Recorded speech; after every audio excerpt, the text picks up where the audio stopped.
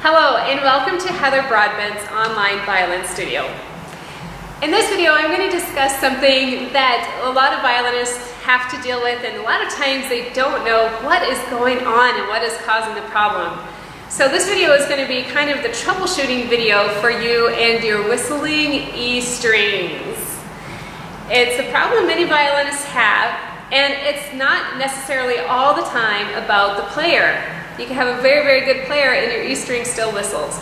So I'm just going to share with you the secrets of my battling with a whistling E string and what I've learned about a whistling E string and what I've done to eliminate as much as I can a whistling E string.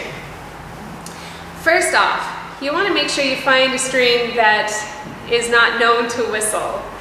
Sometimes some string companies advertise that they actually have an E string that doesn't whistle. I don't know if it's absolutely possible to create an E string that doesn't whistle, because sometimes it is human error that causes an E string to whistle, but I will share with you the string that I use that is what I've found to be a very good string that does not whistle all the time. Okay, so this is a string that I use. It's a Parastro Gold Wondertone E string. There's a lot of things here you want to take note of if you're interested in this E string. Gold Wondertone E by Parastro. The string itself is not gold, it's just the label of this E string. I use a loop end because my fine tuner is made for a loop end, and I would suggest a fine tuner like this with a loop end, not a ball, for the E string. And a lot of times the E string, actually most of the time, the E string comes with a protector for the bridge. Because the E string is so thin, it can slice through your bridge. So you'll find a little plastic tube on your E string when you purchase it. As you see, I do not have a plastic tube on my E string. And the reason why is because my bridge actually has a little protection on it. If we can see that in the video, I don't know, but there's actually a little protection on my bridge, so I go without the tube.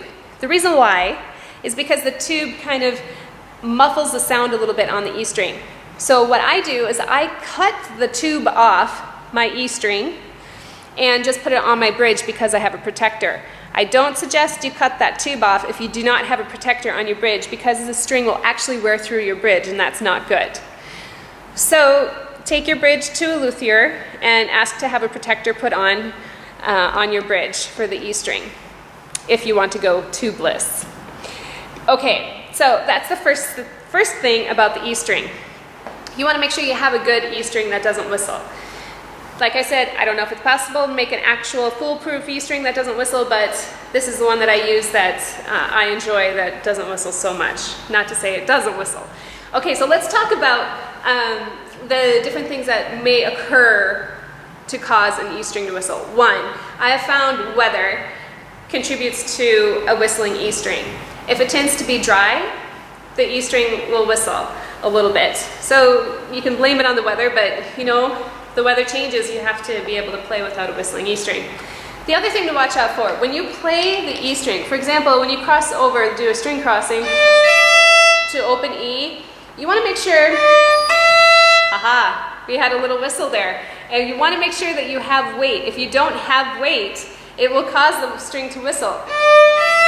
So you have to put weight into the string on a string crossing. If you just go over the string just a little bit without the weight, your string will whistle. So if you notice you have an E string whistling on a string crossing, it's probably because you don't have enough weight sinking into the string when you cross. Don't go over, if that makes sense. Okay, so I purposely did that with that string crossing so you can hear that the E string when it does occur on a string crossing like that. The other thing to watch out for when you're playing an E string is that for your left hand. If your left hand is touching the E string at all while you're playing on another string, it will cause that string to whistle. So I don't know if I can absolutely demonstrate that whistle, but so it's kind of, you hear that harmonic. if your finger is just slightly touching that E string, it'll cause it to whistle. So you have to make sure you have clearance with your finger, not on the string. Now, the other thing to watch out for, not just your fingers, but your left hand. If you are by chance just slightly touching the E string here, right here with your knuckle, it'll cause that string to whistle. Now when I play, I have a space there, but I've had many students, sometimes they accidentally touch when they're learning how to play the violin. They're sitting up a little high here, or somehow their finger is touching, their skin is touching the E string, maybe while they're on the G string, it touches.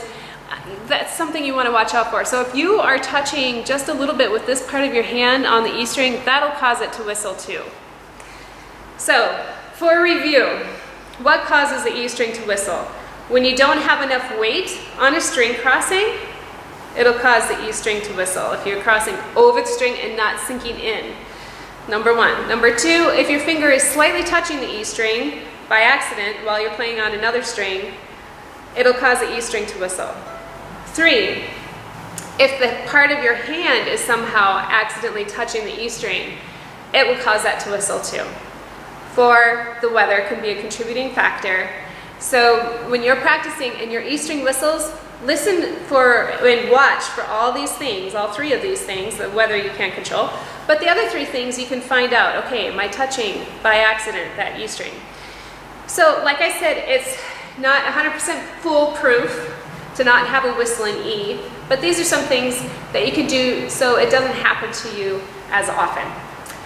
Hopefully you found this video to be helpful. Enjoy and happy practicing on your violin journey.